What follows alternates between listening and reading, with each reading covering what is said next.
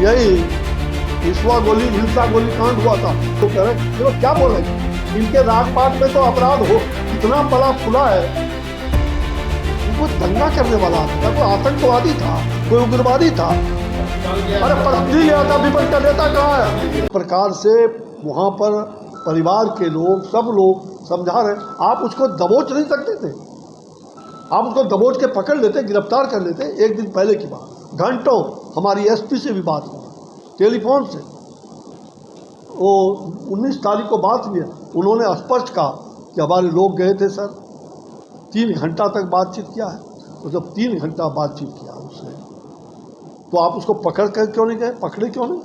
अरे भाई, एक आदमी के हाथ में पिस्तौल है, और भी मैं देख रहा हूँ उसका पोजीशन क्या, वो आराम से बात कर रहा है आपसे। वो ऐसा नहीं कि वो पिस्तौल तान दिया है आप पर, और तान भी दिया है तो उसकी बहुत सारी स्थिति थी। इसलिए मुझे लग रहा है ये पूरी तरह से, ये इनकाउंटर तो पूरी तरह से फेक इनकाउंटर है। इनकाउंटर उसको कहा जाता है कहीं मुठभेड़ हो रहा है अपराधियों के साथ। नो, वो अपराधी था, वो एक सामाजिक कार्यकर्ता था, मुठभेड़ नहीं है। पहली बात तो ये फर्जी मुठभेड़ का पुलिस के कर्मी ने अगर उसको मुठभेड़ की संज्ञा दिया है तो वो पुलिस अपराधी है जिसने मुठभेड़ की संज्ञा दी। वो अपराधी है, वो हिंसक है, उसने हिंसा को बढ़ावा दिया। और इसलिए मुझे लगता है कि मैंने पूरी घटना की ब्यौरा को देखा है, पूरी घटना को आंखों के सामने क्या घटित हुआ है, और उसके माँ पिता परिजन गाँव वाले से। अब रही बात, मैं जब वहाँ से पूछने के बाद जब मैं उस बिलोटी के उस गांव में गया, जिस मुद्दे को लेकर के लड़ रहा था, और आज मैंने पहले सारी बात बोल दिया हूँ, फिर बोल रहा हूँ, लेकिन आज मैं मुख्य रूप से ये घटना की जांच हमारी सरकार ने बैठा दी है। मैं उसके लिए धन्यवाद देता हूँ कि आपने, लेकिन हमें और जनता में ये संदेश स्पष्ट जाना चाहिए, दूध का दूध और पानी का पानी होना चाहिए। जिस पुलिसकर्मी ने भी ये घटना किया है उसको अविलंब सस्पेंड करने के साथ साथ अब अविलंब उसका हथियार भी वापस लेकर के उसको जेल के अंदर डाल देना चाहिए, उसको जेल में डालना चाहिए। पहले जो भी पुलिस कर्मी, 4 लोग दोषी थे तभी तो आपने सस्पेंड किया। अब ठीक है, आपको 4 लोग जो लगा पुलिस के उच्चस्थ पदाधिकारियों को लगा, ये बात मैंने 19 तारीख को एसपी से भी मेरी टेलीफोन से व्यक्तिगत बात हुई है। मैंने कहा कि आप उन 4 को दोषी पाए हो कि नहीं पाए हो? आपने प्रथम दृष्टया दोषी पाए हो? तो जी सर। तो मैंने कहा दोषी पाए हो तो उसको बंद करो भीतर जेल के अंदर, उसको मुकदमा करो, FIR करो, तो जिस प्रकार का आपको उसको दंड, उसका जो अस्त्र शस्त्र है, वो हथियार जो है, उसका जल्दी से उस हथियार को तुम वापस लो, हथियार को, और ले करके और जब्त करके उस पर अविलंब कार्रवाई करने की बात मैंने कही है। ये 19 तारीख को दिन में, और मैंने वीडियो भी उसमें अपना जारी भी किया। मुझे लग रहा है कि जो घटना घटी है, जिस गरीब के लिए वो विस्थापित के लिए, पिछड़े अति पिछड़े समाज के लिए वो लड़ा था, उस लड़ाई को लड़ने के लिए मैं आज आपको उस घटना के साथ साथ उस लड़ाई को, उसकी भी जांच, उसमें जो भी दोषी होगा, क्या कारण है कि उस लड़के को पिस्तौल पकड़ना पड़ा। वो लड़का बहुत ही, वो पिस्तौल पकड़ा क्यों? जो लड़का पूरी तरह से अनुशासित है, कभी पिस्तौल, कभी उस पर एक छोटा सा 107 का मुकदमा भी नहीं हुआ है, वो पिस्तौल क्यों पकड़ा? आखिर क्या भ्रष्टाचार हो रहा था? बार बार देख रहा है कि भ्रष्टाचार हो रहा है। ये भ्रष्टाचार के गंगोत्री में यही ईश्वा गोली हिंसा गोली कांड हुआ था नालंदा जिला में, और वहाँ पर निर्दोष को मारा गया था, अति पिछड़ा था, और हम लोग गए वहाँ पर, हजारों की सभा थी, और दूसरे दिन हम लोगों ने कहा गांधी मैदान चलो, और विद्यार्थी परिषद के नेतृत्व में वो गांधी मैदान में हजारों लोग वहाँ के आए थे। और आपको जानकर आश्चर्य होगा कि मुख्यमंत्री जी कर्पूरी जी गए थे दिल्ली, और दिल्ली से प्लेन से आ करके और वो सीधे पाटलिपुत्रा आए, और वहाँ रिटायर्ड जस्टिस के मकान पर उनको गाड़ी पर बैठाया, फाइल में साइन करते, और पहुँच गए वो अपना बाजार वहाँ गांधी मैदान में। और अपना बाजार में पहुँच के हम लोग जो जुलूस निकाल रहे थे, सरकार के विरोध में बोल रहे थे, वो हाँफते हुए आके कर्पूरी जी उस जुलूस में सम्मिलित हो गए, और कई देर तक वो साथ में चलते रहे। और उन्होंने वही घोषणा किया कि हम यही जज साहब आए, इनके यहाँ न्यायिक जांच का आपकी मांग है, हम न्यायिक जांच बैठा दिए और जो दोषी है उसको गिरफ्तार करने का आदेश दे दिया है कि जल्दी से जल्दी 24 घंटा में उसको गिरफ्तार करिए और जो न्यायिक जांच कहेगा हम वो कर देंगे, ये आपको विश्वास है। उन्होंने भूमिका अदा किया। इसलिए बिहार में एक नहीं दर्जनों उदाहरण है कि पुलिस की न्यायिक जांच की रिपोर्ट बाद में आते रहे, कैसे हुआ इस घटना का पूरा निष्पक्ष जांच और पूरी तरह से पारदर्शिता रखते हुए इस जांच को, कैसे उसने हथियार पकड़ा, क्या कारण था, किसके लिए लड़ाई लड़ रहा था, ये पूरी जांच में आना चाहिए। कौन कौन पदाधिकारी उसके लिए दोषी है कि एक बच्चे को हथियार पकड़ना पड़ गया और फिर हथियार पकड़ने के बाद, हथियार सरेंडर करने के बाद उसकी हत्या कर दी गई एक निर्दोष का। और उसके माँ बाप को, और सुना है कल उसकी माँ बाप डर रहे थे भाई कि हम लोगों पर भी, उसके पिताजी ने कहा कि मुझे थाने में मैं गया था सूचना देने, भाई आज मेरा बेटा बाहर निकल गया है, जल्दी से उसको कोई तरह से। और आप थाना में बैठा करके शाम तक, यहाँ तक कि उसको गाड़ी से घर भेजा, उसकी बहू, बड़ी वाली बहू जब मार दिया गोली तो बड़ी वाली बहू दौड़ते हुए जाती है थाना में, बाबा मार दिलस। और उसके बाद आपने उस औरत को बिना पुलिस लगाए आपने उसको खदेड़ के भगा दिया थाना से। फिर रोते चिल्लाते वो आ गई बहू, एक सब घर की महिला थी, गरीब थी तो क्या, वो भी आपके हवलदार की बहू थी, हवलदार की पुत्र बधू थी। आपने उसको, उस पुलिस में किसने उसको थाने से भेजा, फिर इसको गाड़ी में बैठा करके इसके घर के पास ला करके, कोई टेलीफोन आता है कि नहीं उसको फिर भीतर लाओ, अब फिर वो वापस चला, उसको पुलिस ले आकर के थाने पर ले आती है। कौन सा अपराधी था उसका बाप, किस अपराध के लिए वो गया था, वो मतलब रिटायर्ड हवलदार था। तो आपने क्यों इस प्रकार का काम किया? ये कौन लोग हैं, किसने थाना पर टेलीफोन किया, किसने उसको पकड़ करके जब वो ले गया था, किसने उसकी बहू को, वो रोते हुए अपने पिताजी को बिलखते हुए जा करके कह रही थी। ये सारी चीज़ घटना का जांच का क्रम, एक एक चीज़ आएगा, जो जो दोषी होंगे, चाहे जितना बड़ा भी आदमी हो, जिसने भी टेलीफोन किया होगा, जिसने भी इस घटना का अंजाम देने के लिए कहा होगा, चाहे वो सफ़ेद पोश हो, चाहे वो पुलिस के कर्मी वर्दी वाले हों, उनकी वर्दी उतारी जाएगी जनता के सामने। ये गलत अपराध करने वाले को हम जेपी आंदोलन के सिपाही हैं, हम भ्रष्टाचार के खिलाफ, अपराध के खिलाफ लड़ते रहे हैं। और जेल में यातना भी सही है, जेल में यातना भी सही, गर्भ सलाखे से दागेंगे। 6 महीना अस्पताल में, पीएमसीएच में मौत और जीवन के साथ हमने संघर्ष किया है। उसी भ्रष्टाचार, मैं भी नौजवान था उस समय, 22 साल का लड़का था। अगर उस नौजवान ने भ्रष्टाचार के खिलाफ आवाज़ उठाई, बहुत हम पुरस्कार देते हैं उस नौजवान को। और मैं तो कहता हूँ उस शहादत की पंक्ति में खड़ा हूँ, वो शहीद हो गया, हर युवाओं के प्रेरणा का स्रोत बन गया, उसने शहादत वो हुआ, उसका कोई दोष नहीं है।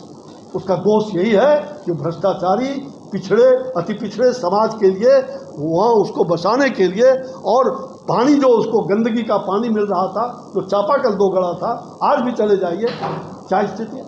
तो मैं मांग करता हूँ बिहार सरकार से और हमारे केंद्र के आदरणीय प्रधानमंत्री, हमारे आदरणीय गृह मंत्री, मैं इन सबके और मुख्यमंत्री जी से मैं जानता हूँ कि बिहार की सरकार, एनडीए की सरकार कभी भी अपराधियों के सामने नहीं झुकी, चाहे वो पुलिस कितना भी बड़ा क्यों न हो। लेकिन ये वक्त देने की ज़रूरत नहीं है, इससे सरकार की इमेज को कहीं विपक्ष के लोग हवा दे रहे हैं।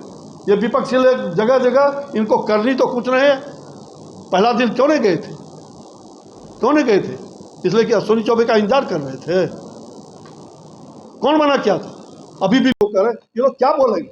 इनके राजपाट में तो अपराध हो इतना पला फूला है, इतना गुंडागर्दी हुआ है जिसको कोई बर्दाश्त नहीं किया जा सकता था। उस जमाने हम लोग कितना लाठी खाए, और कहा ना कि हमने कौन कांड में नहीं, चाहे दुमका में हुआ उसमें बिहार, वहां गए गोली, भागलपुर में, कहाँ नहीं, लखीसराय में, पूर्णिया में, बेगूसराय में। अश्विनी चौबे गरीब के लिए, चाहे वो पिछड़ा था, अति पिछड़ा था, हत्यारा जो भी हो, और हत्या के विरुद्ध हमने लड़ाई लड़ी है। और हम अपराध के खिलाफ अंतिम दम तक लड़ते रहेंगे, भ्रष्टाचार के खिलाफ अंतिम दम तक लड़ते रहेंगे। इसमें हमारी पार्टी की बात नहीं है। मैं गुड गवर्नेंस की बात अटल जी सुशासन, नरेंद्र भाई मोदी जी ने और नीतीश कुमार जी ने ये बता दिया, और हमारी सरकार उसी राह पर, सुशासन की राह पर चल रही है। इसलिए ये विपक्ष को कहने का कोई हक नहीं है, इनको कोई औकात नहीं है। मुख्यमंत्री जी मंच से उसे पागल करार दे रहे हैं। मंच से मुख्यमंत्री सम्राट चौधरी बोल रहे हैं कि एक पागल, मतलब मानसिक विक्षिप्त लोग थे। ये मुख्यमंत्री का स्टेटमेंट कहाँ बोला है? मंच से स्टेटमेंट है। कौन मंच से? मंच से मतलब आप सुने? हमको सुना दीजिएगा। वीडियो में है सर, हमको सुना दीजिए ना, हम नहीं सुने। अगर है तो सुना दीजिए।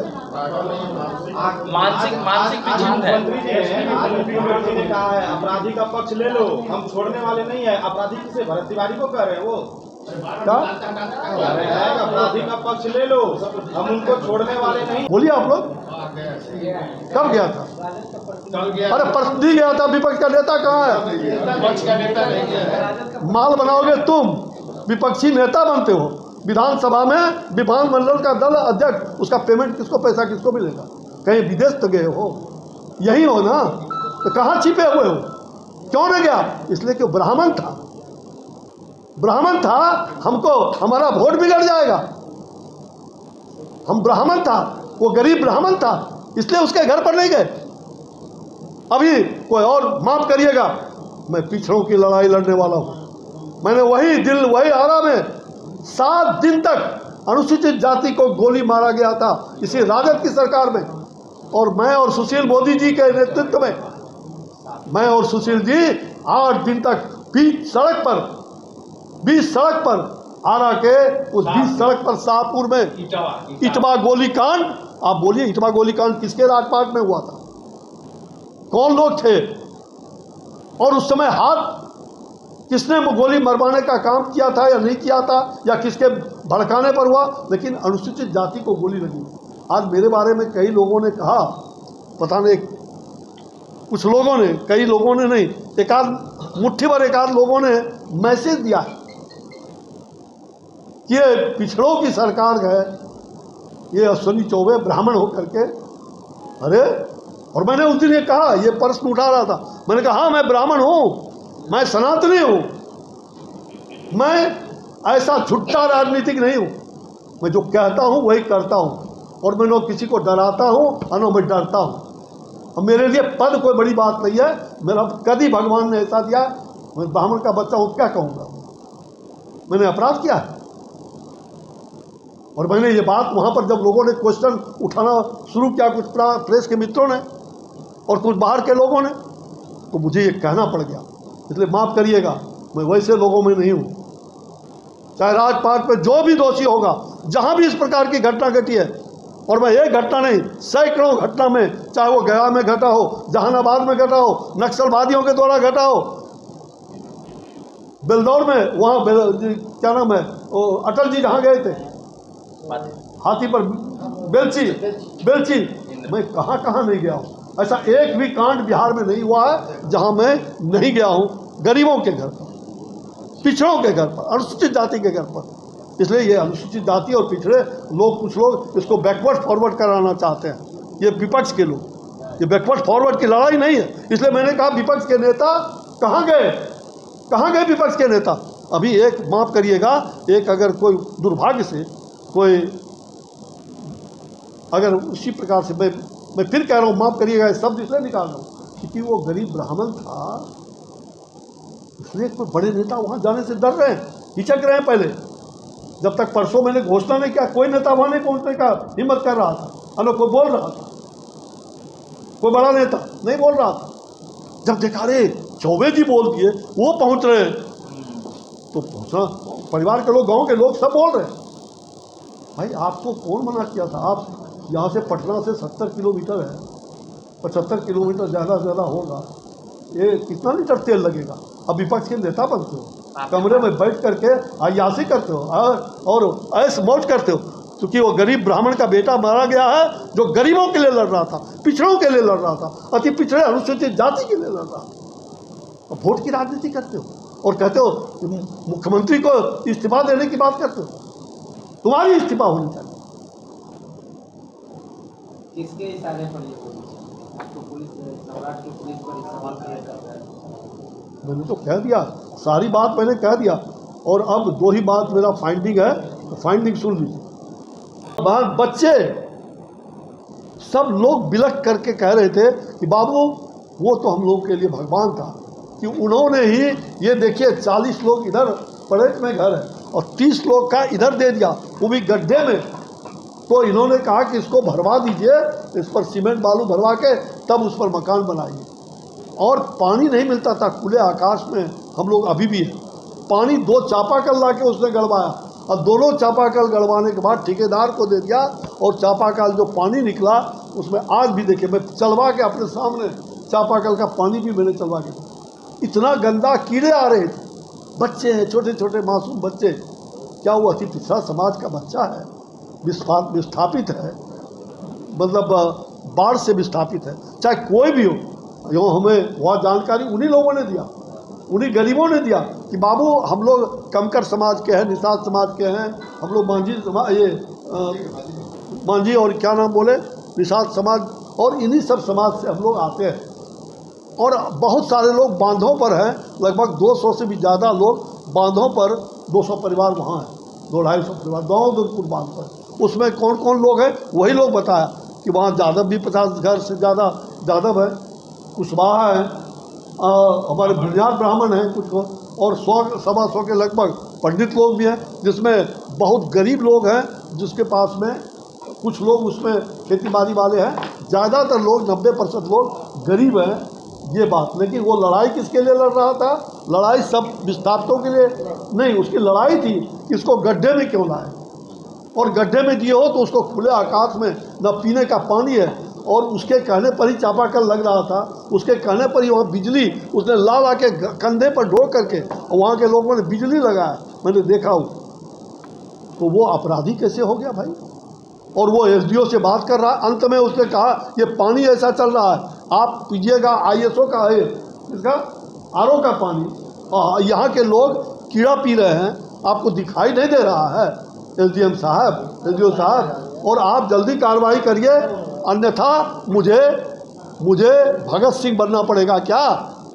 और ये बात मुझे वहाँ की एक बूढ़ी माता, एक बूढ़े मतलब वृद्ध बिलोटी के जो विस्थापित हैं, वे लोग कह रहे थे, जो पिछड़ी जाति के थे, और कहा कि बेचारे को एक सोना का हनुमान जी पहने हुए लॉकेट, वो हनुमान जी का लॉकेट वो जा करके मतलब उसको बेच करके, और वो हाथ में एक छोटा सा पिस्तौल ले आया, पिस्तौल ले आया।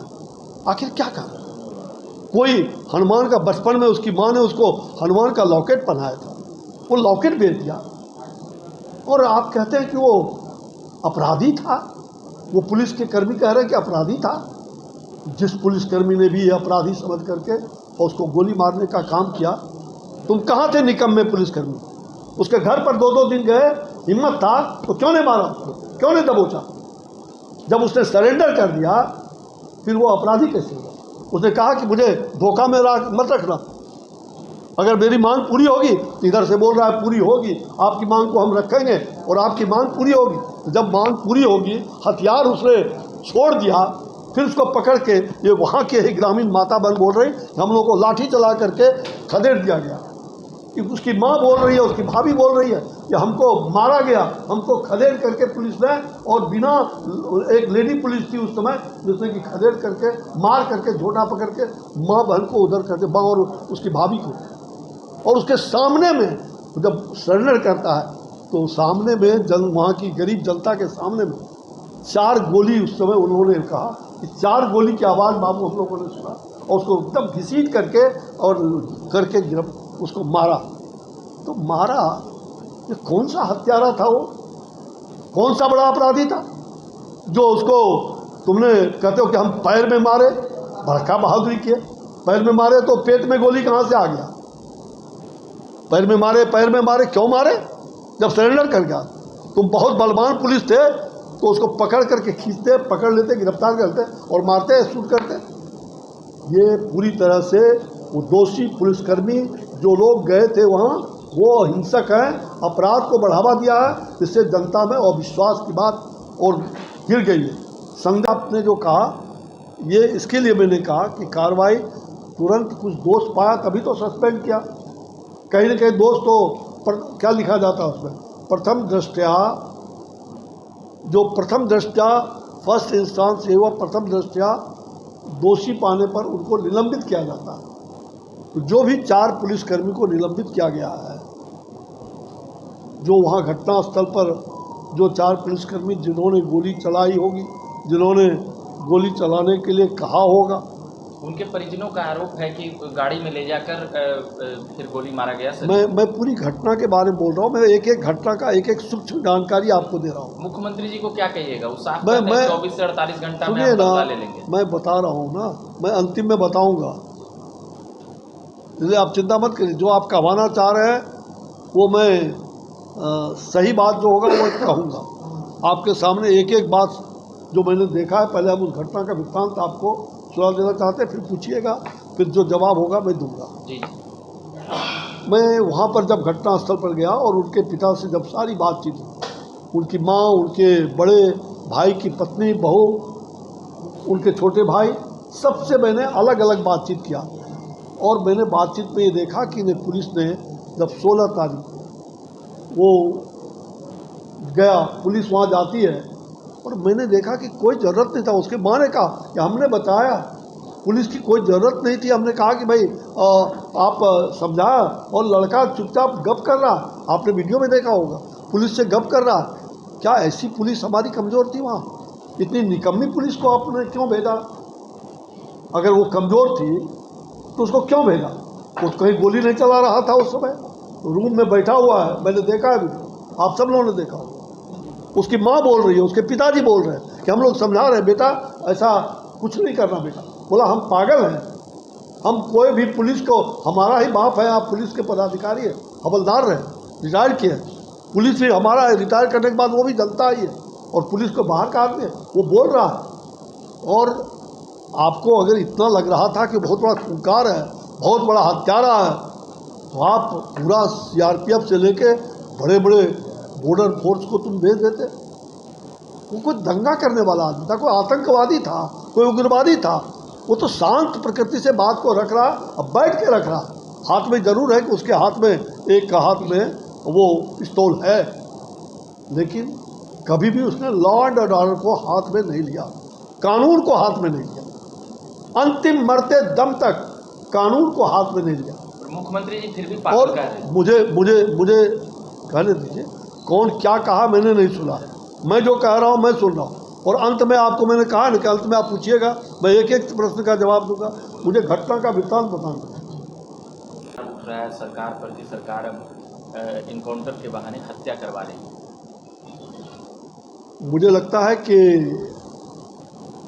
ये घटना अत्यंत ही दुर्भाग्यपूर्ण और हृदय विदारक है। जहाँ तक आपने सरकार की बात कही, हमारी सरकार किसी भी ऐसे दोषी लोगों को नहीं बख्शेगी। ये पूरी तरह से मैं जिम्मेवारी के साथ बोल रहा हूँ। प्रधानमंत्री नरेंद्र मोदी जी के नेतृत्व में चल रही दिल्ली में और बिहार में जो NDA की सरकार है, किसी हालत में अपराधी होगा। अगर पुलिस के आदमी ने जो अपराध किया है, अगर नहीं, पुलिस के आदमी ने जो अपराध किया है उसको किसी भी सूरत में बख्शा नहीं जाएगा। और आपने देखा कि पहले ही दिन 17 तारीख को घटना घटती है, 18 तारीख के शाम को 19 को निलंबित किया जाता है 4 लोग। और जब निलंबित कर दिया गया तो यानी कि दोषी है तभी तो निलंबित किया गया। और सरकार ने तुरंत ही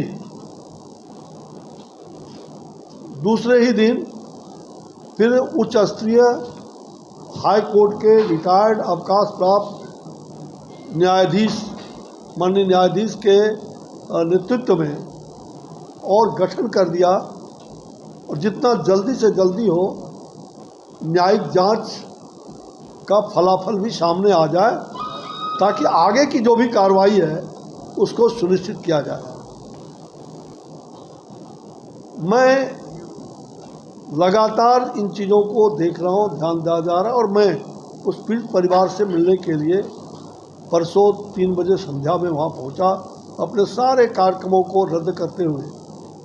मैं कार्यक्रम में था, व्यस्त था, और मैं रद्द करते हुए वहाँ पहुँचा। मैंने जो बात किया उस परिवार से, जो तो उसके पहले मैंने वीडियो भी देखा है, कुछ समाचार भी देखा, आप लोगों ने जो सही बात चला है उसको भी देखा, उस लड़के के वीडियो को भी देखा बेचारे का। वो पूरी तरह से वो निर्दोष है, कहीं किसी प्रकार का वो कोई अपराधी नहीं था, कोई बलात्कारी नहीं था, कोई हिंसक समाजवाद मतलब समाज के अंदर कोई हिंसक तत्व के रूप में वो नहीं जाना जाता था। वो एक इंसान के रूप में, सामाजिक कार्यकर्ता के रूप में समाज की भावनाओं के साथ जुड़ा हुआ था और समाज की बातों को लेके आगे बढ़ रहा था, जिसमें विशेष करके जो गरीब लोग, जो विस्थापित लोग थे बाढ़ के कारण, लगभग सैकड़ों 400 के लगभग लोग वहाँ पर पिछले बार बाढ़ दो वार्ड समाप्त हो गया था। वहाँ का दामोदरपुर जो बांध है उस पर आकर के आज भी लोग बसे हुए हैं, और उसमें से 70 लोग यहाँ बिलोटी के पीछे उस डुबाव क्षेत्र में उसको वहाँ लाने का बात सरकार ने किया। उसका मांग यही था कि डुबाव क्षेत्र से आपने बाढ़ क्षेत्र से लाके यहाँ फिर गड्ढे में ला करके उनको बसा रहे। मैंने घटनास्थल के बारे में बाद में और डिटेल बताऊंगा। पूर्ण रूप से यही है कि जब मैं उस परिवार में गया, उसकी बिलखती हुई माँ, उसके बिलखते हुए पिता, भाई, पूरे परिजन, मैं हृदय से सचमुच कह रहा हूँ कि द्रवित हो गया। इस तरह की घटना पुलिस ने कैसे कर दिया। और मुझे लग रहा है कि वह लड़का जो पिछड़े, अति पिछड़े, गरीब, कमतर, निषाद, ये जो हमारे ऐसे कुछ जाति जो पिछड़े, अति पिछड़े में आते हैं, सभी उसी जाति के लोग, 70 परिवार वही हैं। और मैंने एक एक परिवार से बात किया है। उस घटना के बाद मैं वहाँ जाके घंटों वहाँ बैठा कि मामला क्या है, क्या मामला है। तो सबसे बड़ी बात है कि इस घटना की जांच हमारी सरकार ने घोषणा कर दी है। इसलिए सरकार की मंशा साफ है कि इस घटना को दबाया नहीं जाएगा और जो भी दोषी पुलिसकर्मी होगा उसको दंडित किया जाएगा। और ये बात मैंने आज से 3 दिन पहले ही माननीय मुख्यमंत्री जी को, हमारे माननीय गृह मंत्री जी को मैंने अपने खुले संदेश के रूप में मैंने आग्रह किया था। ये सरकार की छवि धूमिल न हो, इसलिए तुरंत इस पर कार्रवाई होनी चाहिए, और तुरंत कार्रवाई हुई है।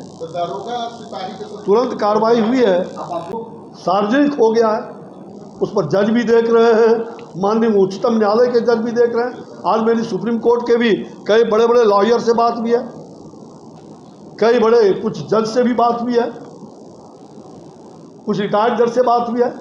उन्होंने कहा ऐसी स्थिति कभी मैंने नहीं देखा था कि जिसको मारा गया है वो इतना सभ्य। हम लोगों को शुरू में लगा कि बहुत बड़ा कुछ बात हुई हो, लेकिन सारे वीडियो जब खंगर के आ रहे हैं तो सारी स्थिति साफ हो चुकी है। मुझे लगता है कि बिना विलंब किए हुए, मैंने परसों भी कहा था, मैं 22 तारीख को पहले जाने वाला था, लेकिन सारे कार्यक्रम को रद्द करके मैं 20 तारीख को ही वहाँ गया, और वहाँ से मुझे भागलपुर रात में मैं 2 बजे 3 बजे रात में पहुँचा। कल मुझे कार्यक्रम था, कार्यक्रम करके मैं सीधे वहाँ से आ रहा हूँ और रास्ते में आपसे प्रेस के साथ मिल रहा हूँ। मुझे ये लग रहा है कि 2 बात मुख्य रूप से है कि आपने उच्च स्तरीय जाँच बैठा दिया है, वो रिटायर्ड हाई कोर्ट के जस्टिस के नेतृत्व में, मुझे ध्यान में नहीं आ रहा अभी किस वो जस्टिस का क्या नाम है, न्यायिक आयोग जो है, न्यायिक नहीं वो सुप्रीम कोर्ट के जज के दिख रहा है, जो भी है उसकी हाई कोर्ट या सुप्रीम कोर्ट के जो भी होंगे, उसका नाम सार्वजनिक रूप से आ जाना चाहिए जल्दी से जल्दी। जिनको भी आपने, जिनके नेतृत्व में आयोग बैठा है, उनका नाम आ जाना चाहिए, तो आपको और संदेश अच्छा जाएगा। और साथ साथ पहले इन चारों को, अब आज कितने घंटे, 24 दूना 48 या 72 घंटे से भी ज़्यादा हो गया, तो इन चारों पर जिसको आपने सस्पेंड किया है, इन चारों को पहले पूरी तरह से इनको हथियार इनसे जब्त करके और उनको जेल के अंदर पहले डालिए, एफआईआर करके पुलिस के जो वरिष्ठ पदाधिकारी हैं, मैं पुलिस के वरिष्ठ पदाधिकारियों से कह रहा हूँ वहाँ के और बिहार के पुलिस वरिष्ठ पदाधिकारी कि ये कानून को हाथ में इसने लिया है। अगर कानून को हाथ में लिया और उसको न्याय नहीं मिला तो आप एक भी नहीं बचोगे, एक भी नहीं बचोगे पुलिसकर्मी, एक भी नहीं बचोगे। सुन लो कान खोल कर, हमारी पुलिस की छवि बहुत अच्छी बिहार में रही है। बरसों से, महीनों से पुलिस ने बहुत हिम्मत करके और यहाँ काम किया, अपराधियों का भी सामना किया। पुलिस की छवि बहुत ही अच्छी रही है, लेकिन पुलिस की छवि बर्बाद करने के लिए कुछ मुट्ठी भर लोग और शासन और प्रशासन को बदनाम करके और बिहार सरकार को और भारत सरकार पर उंगली उठाने वाला ये किनका? ये विपक्ष के लोगों को कभी कुछ बोलता है? अब ये कभी इन्होंने अपने राजपाट में किया? मुझे याद है उस घटना के बारे में, कर्पूरी ठाकुर जी को पहली बार मुख्यमंत्री बने थे। और आपकी जानकारी के लिए, आप लोग नौजवान लोग हैं, पत्रकार भी